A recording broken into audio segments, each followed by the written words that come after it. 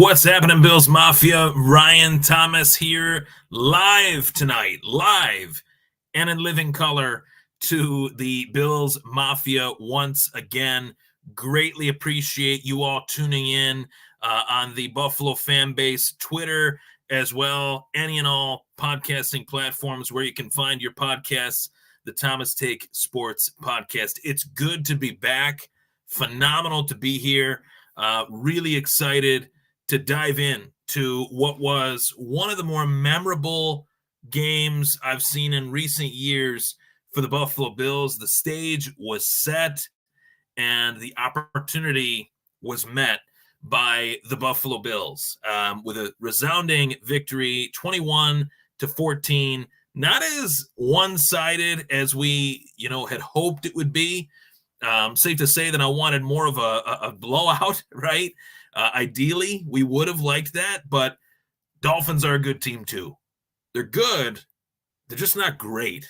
And that's where Buffalo bridged the gap in this one. So the main topic of discussion is what is ahead, the AFC wildcard round. But I would be a fool to not dive in to a great, amazing recap, providing you, the Bills Mafia, that recap of the Buffalo Bills' resounding defeat of the Miami Dolphins. The Bills not only defeat the Dolphins in a battle for the AFC East title, but the Buffalo Bills win the AFC Divisional Championship again. 4 straight years. The Buffalo Bills pulled this off. We've heard that before. 4 straight years. This time around, 4 straight divisional championships. So really excited for this feat, knowing where we were, knowing where we are, and knowing where we are going to be potentially as these weeks here roll on. We're in playoff season, baby. It is officially rolling. It's officially started.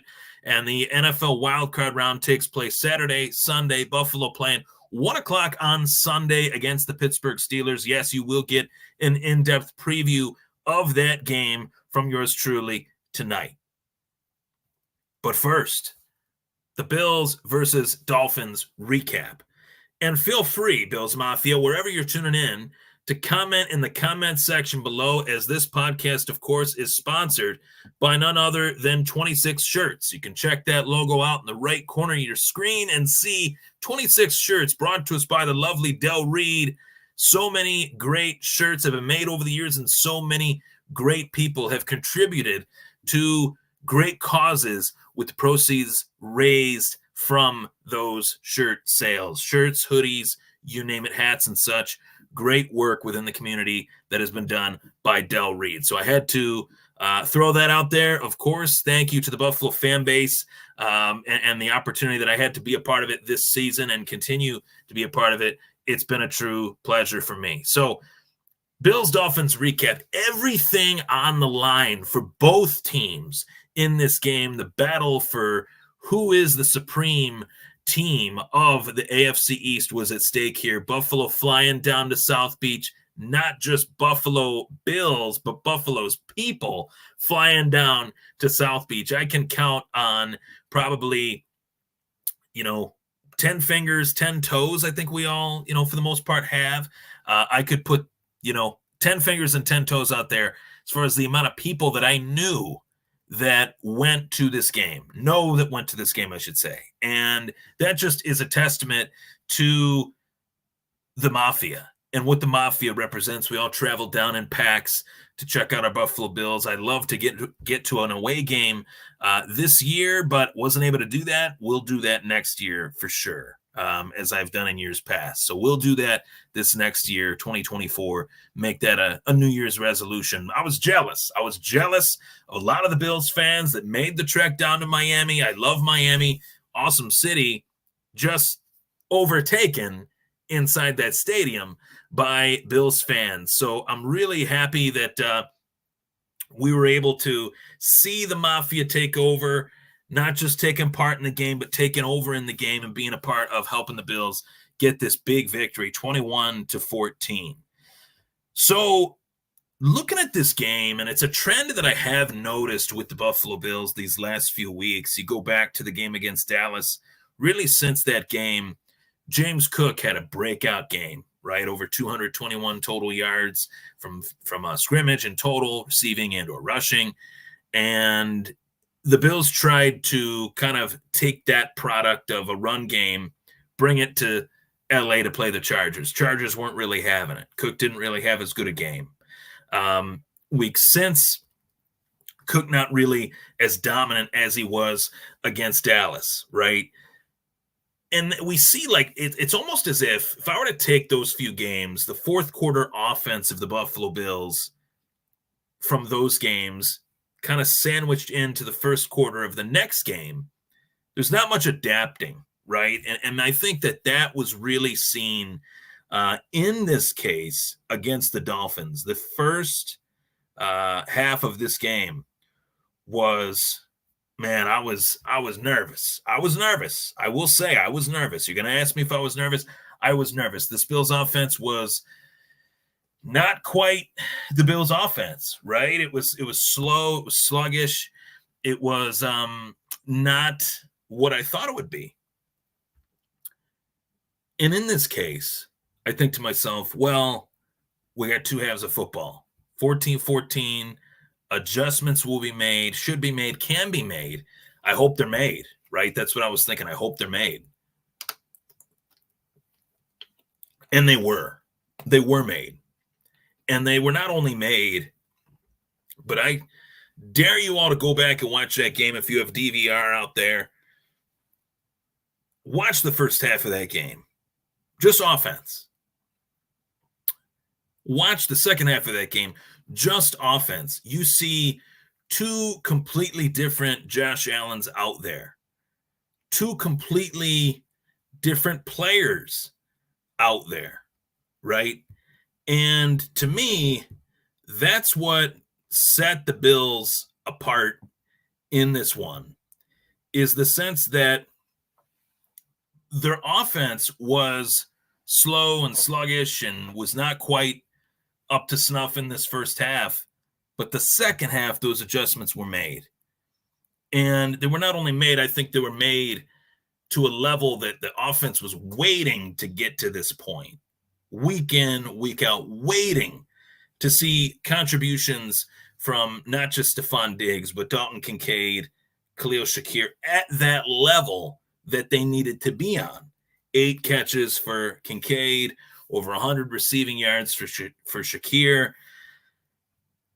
Not just little bits of production, but a lot of production, right? In clutch key situations, those guys raised their game in this game to help the Bills offense trudge along. But for as much as I love Josh Allen, and anyone that ever watched the Thomas Takes Sports podcast years ago, dating back to the spring of 2018, whether it be February, March, or April of 2018, that was 6 years ago, that was a long time ago, you know that I was very, very deep in this 2018 draft, and I loved me some Josh Allen. I loved the physical traits, loved the leadership ability. I loved him as a personality due to a Volvo commercial kind of run ad that he had that was filmed in his hometown of Firebaugh that just made me feel like this guy's a small town guy. He could fit here. He could do really well here. And I got the receipts. I got the tweets. I got the podcast to back that up. I really thought he was a great fit for this town and this team. Did I think he'd become what he became? I'd hoped, dreamed, and he did. And he has, and he always will be what he has been. When it's all said and done, we'll look at Josh Allen's career. We'll say, what a career, Hall of Famer. Hopefully he's got a couple Super Bowl rings with the Buffalo Bills. And we could say he's a Bills all-time great legendary quarterback. But with that being said, he is not the story. He is not the true story of this Buffalo Bills team. And let me backpedal a bit on that. Each team right now that's in the playoffs has a main reason why they got there. And Josh Allen, yes, a huge part of why the Bills are in the playoffs. I'm not sugarcoating that. I'm not questioning that.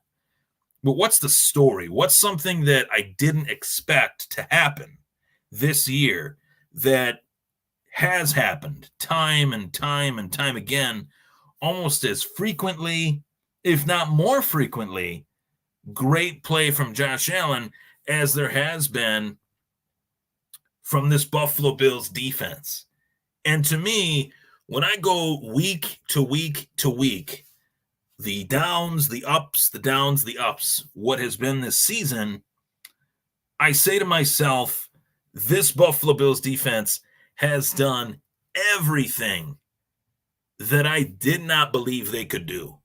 Due to the injuries that they had faced, I thought, man, this is going to be really tough. I can't tell myself week 5, week 6, week 7 in those time frames, or even dating back to when we were 6-6, couldn't tell myself, how are we going to win a Super Bowl without Matt Milano? How are we going to win a Super Bowl without Trey White? How are we going to do that? How are we going to win without DaQuan Jones? Well, the Buffalo Bills found a way. They went on a run that went from 6-6 to 11-6, a massive bounce back season from within those two records, division champions.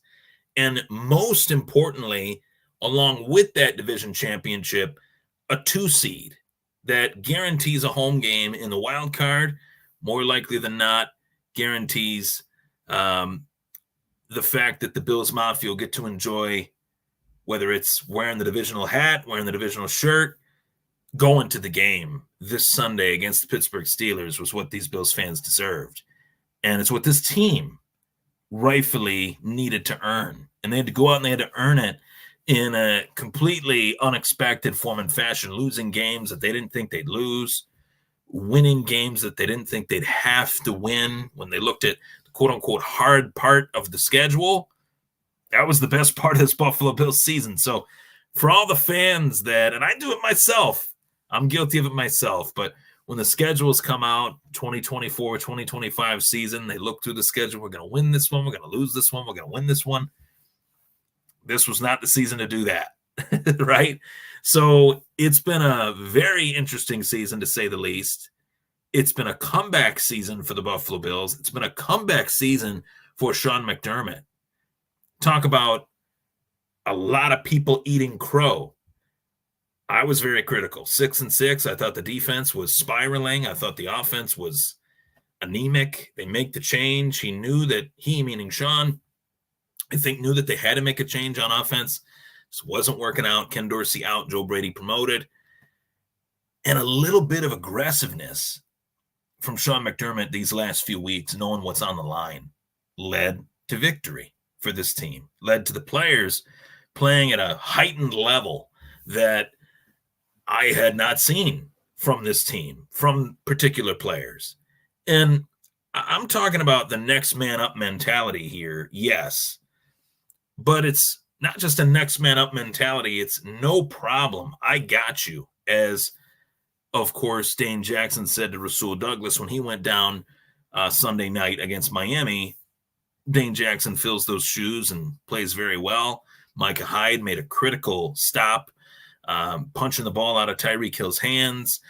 Great tackle by Jordan Poyer in the open field on a tight end. Those little things show just how game of a defense this is now. And those big things from Taylor Rapp show what type of player he can be in big moments. You need guys to make plays in big moments. It's a cliche, but doesn't always happen. But yet you find yourself on this journey of this Bills season saying, man, these guys are making big plays in big moments. Takeaways, critical tackles for loss. Balin Spector blowing through the line to stop Devin A-Chain on a delay misdirection toss that would felt like Miami ran that 700 times in the first half alone. Obviously, I'm exaggerating here, but you guys get the point. This was one of the biggest games that the Bills have won in a long time. by the form and fashion in which they did it. They were down, they battled back, they rose above their own struggles, their own sluggish start, if you want to call it that.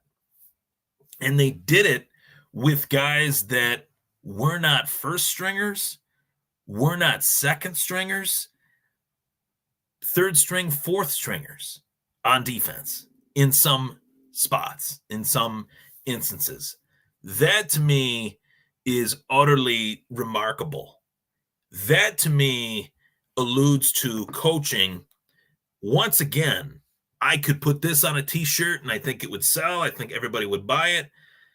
The one thing that matters more than anything in football, coaching. If I just made a t-shirt that said coaching, I think everyone would know what that meant in terms of this game, because Sean McDermott was looked at as a risk calling the plays defensively and being a head coach. I would say right now that might be Buffalo's greatest strength with how he has entrusted the players. The guys are believing and they're believed in by their head coach. There is nothing more rewarding as a player in any sport, whether it be football, baseball, or wrestling. Those are the only ones that I can go back to in my high school days.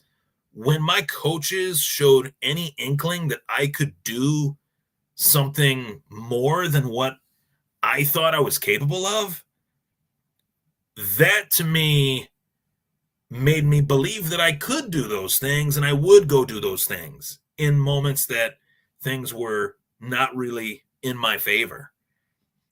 And watching that game Sunday night made me think, how many times in this game were things out of Buffalo's favor, and how many times did Sean McDermott just trust his guys and they returned the favor? How many times? 5 times in the second half, 10 times in the second half. And to me, just to provide perspective, I'm watching the game at my house. We're, driving on the field. It's 4th and 1. We go for it. We don't get a spot. Miami gets a spot. Let me tell you, they get a spot in this game. And they get the ball back because of the spot that was terrible. I thought Josh Allen got the first down. They gave the spot to Miami. And you start to think, oh, shit. Miami's got enough time. They're going to move down the field. They're going to score a touchdown. This is going to be a tie game. And you start to see the Bills defense say, not this time. Not this time. Early in that drive. Yes, Tua completed a couple balls, but it was not like it was before. And what I mean by that is you go back, you close your eyes and go back to the PTSD moments as a Buffalo Bills fan. I hate to make a joke out of that, but I flipped through the channels years after the fact, and I still see the classic Kansas City Chiefs Buffalo Bills game from a few years back, the 13 seconds game, right? 2022. AFC divisional game, Bills Chiefs, 13 seconds. You see Buffalo playing prevent defense, providing enough space for Kansas City to make passes, completions, whatever you want to refer to it as, given the KC offense more than enough room to move down the field and make something happen. I didn't see that on Sunday night. I saw the Buffalo Bills defense being aggressive, playing to the ball, trying to punch the ball out of the ball carrier's arms, whether it was a catch, whether they're running with the football, which we did see that as well. We saw Christian Benford make a play on a ball that was massively underthrown, by the way, by Tua. And that was the first interception of the game, the first big turnover, the first big moment of the game.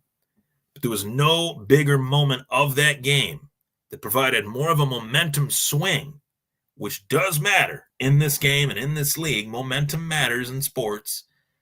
People say it doesn't. I don't understand why, but it does. Deontay Hardy's punt return, bringing it back the 96 yards that he did. I started to hear those fans I started to feel that game as if it was being played in Orchard Park, New York, with a Dolphins logo on the field. That's how I felt watching this game. And that's what I know in terms of the switch that was turned on for Buffalo and the light switch that was turned off for the Dolphins. Looking at that sideline, seeing a lifeless Tua face, just straight-faced, not confident. No one's talking on the sideline. No one is showing any passion, any emotion, because they thought they could come back and win this game. And Buffalo's defense said no, not this time. So this is a different team than what I've been talking about last year, the year before, because you go back as Bills fans do and look at last year and say, holy crap, we were Super Bowl favorites. We should have been looked at as shoo-ins for the Super Bowl in 2022, and we lost a lifeless divisional round game against the Cincinnati Bengals at home. Are you kidding me? How did this happen? 1 year later, they're losing games they're not supposed to. They're 6-6. You're thinking to yourself, this might be it. This might be it. This might not be furthermore. But there are guys on that team that nobody was talking about in August, in July, that have stepped up to the point the Bills are now in the position that they're in. Dane Jackson, Balin Spector, Taylor Rapp, Terrell Bernard, Dorian Williams. I could also go back to a poll that I put out on Twitter that had over 500 votes. Are you happy with the fact the Buffalo Bills extended Ed Oliver? 57% of that poll said no.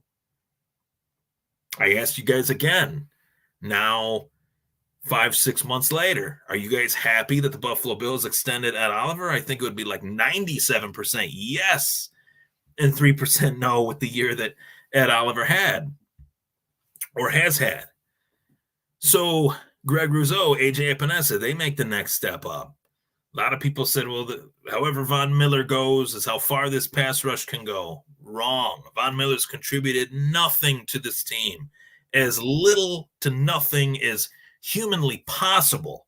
And yet, this defense has been A-okay. You can't make sense of sports sometimes.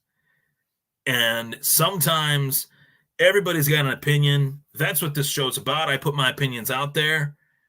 But there are even times where I put on an opinion on this team, and I watch the games, and I think that was nowhere near what I thought was going to happen. Did I think the Bills would win? Yes, but I didn't think they'd win like that. Did I think the Bills would beat the Dallas Cowboys? 100%. Did I think they'd whoop the Dallas Cowboys, run all over the Dallas Cowboys? No, I did not. Did I think the Dallas Cowboys were a good team? Good. Did I think the Bills would whoop them? No. Did I think the Bills would play Kansas City and neutralize Mahomes, frustrate Pat Mahomes? No, I did not. I think we'd win, but I didn't think it would happen like that. This season's been a ride. It's been a journey, and it's been almost as fate would have it, the cream has risen to the top. No matter what record the Bills had through that game in Philadelphia, they were going to find a way to turn this around, whether they were 7-5 or 6-6. From that moment on, one team went one way that lost the game, and another team went another way. And that team, the Philadelphia Eagles, look at the tale of how those two teams, one went completely upward and the other nosedived. They both made the playoffs, but one won their division, the other one didn't. And the team that lost the game won their division. The team that won the game ultimately did not win their division. Incredible. And the journey continues. And the journey continues going back home to host the Pittsburgh Steelers. And you'll never hear me take an opponent lightly. You'll never hear me say, this is an easy win, this is a shoo-in. I'm a Bills fan, and we just went through that. We're Bills fans. We know that nobody circles the wagons like the Buffalo Bills, for better or for worse. But with that being said, I have a very hard time seeing the Bills losing this game based on what I've seen these last 5-6 weeks. Based on what I know, who's out there, who's not out there. TJ Watt not being out there makes a difference in this game. He's the best player on that defense, maybe on that team. But any given Sunday, anything can happen when you're playing in Orchard Park and the weather is the weather, and the weather is going to be the weather of all weathers, apparently, as this is supposed to be like a snow globe game, just like the Bills played in Indianapolis against Indianapolis a few years back. Who knows what can happen? The one thing the Steelers have is a really solid running game. Najee Harris, Jaylen Warren, 2 running backs that I really like, okay? But there is no way that the defense that I just watched play against Tua, play against Mahomes, play against Dak, there's no way I can see this defense falter or fall apart, dare I say, to Mason Rudolph. But then again, that's football. And that can happen. Teams can have an off day. Teams can show up feeling a little empty. Is that this team at this current point? I don't think so. So for me, I see this as a win. I see this as a competitive game. It's a playoff game. They're all competitive. Battle of field position. Football is football. It's a tough, tough game. We've seen teams lose games that they shouldn't have lost this entire season on paper. But that stuff does not matter. What matters is once the game begins and once the game ends. Everything in between. That's what matters. Nothing before the fact, right? So, truthfully, I think the Bills are going to win this game, and it's going to be a competitive game. It's going to be back and forth for a little while. First half, potentially, it'll be close. But, again, just as the Bills did in the standings, just as the Bills did against the Miami Dolphins, the cream rises to the top. And the Bills will rise to the top of this game via the scoreboard.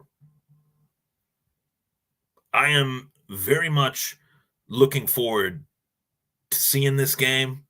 Of course, I'm very much looking forward to seeing the rest of the AFC playoffs. I do believe if I were to dangle a carrot out there for the Dolphins fans who are nothing short of scummy on Twitter, for the most part, not all, but some, to Bills fans, if I were to dangle this carrot out to you guys, I'd say this. Maybe, just maybe, we'll never know, but what could that game look like with Mostert in there and Jalen Waddle? That's a worthy topic, but hey, what could that game have looked like with Trey White and Matt Milano out there too? You go blow for blow, punch for punch, injury-wise, arguably no team has had as many impactful injuries as the Buffalo Bills. Okay, and I'm really hoping that injury-wise, Rasul Douglas, please be healthy. We need you out there. I would love to have him out there. That would be great. Gabe Davis, man, I don't know what to think of where he's at in his career with the offense. He just has not looked good these last few weeks. Do I want him out there? Of course, I want him healthy to be able to contribute, but has he contributed much to this team these last few weeks while they've won? Not really, to be honest. So what does that look like in the offseason? That's a topic that I tweeted about that I got a tweet back saying, oh, that's unprofessional that you'd question whether Gabe Davis is going to be on the team next year. It's a worthy conversation. He's one of the biggest free agents that we have heading into 2024. If he's out, for the rest of the playoffs, that game in which we just won the division that he had no part in helping them win might be his last as a Buffalo Bill. It's a worthy discussion. So with that being said, score prediction wise, I think we could put up 28 points, 27 points, 30, 31 points. Pittsburgh putting up 14 or 17. And again, the story of the Buffalo Bills is not the MVP caliber quarterback. That's a guy that will always be an MVP caliber player. That's not really a real story to me. What is a real story, and always will be the story of the 2023-2024 Buffalo Bills, whether they win the Super Bowl or not, is the defense. So there you have it, guys. Greatly appreciate you tuning in. Go Bills.